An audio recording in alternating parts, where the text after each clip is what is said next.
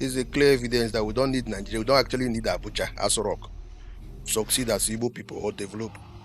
You can see what's happening here. Abia State is leading by example, like Governor Alex Otti. All other Southeast governors should follow suit. Watch and see.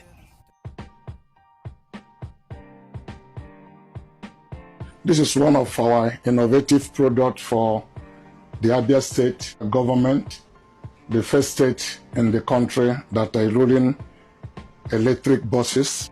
Kosharis will continue to push the boundary, leading innovation, setting standard.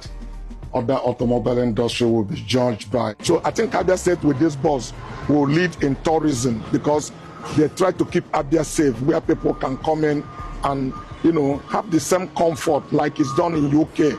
The Queen of England can enter the bus because it's at its best means of transportation. That's what Abia State government Alex Otti has done with his team, and Kosharis is working with them to deliver on that promise. Sorry.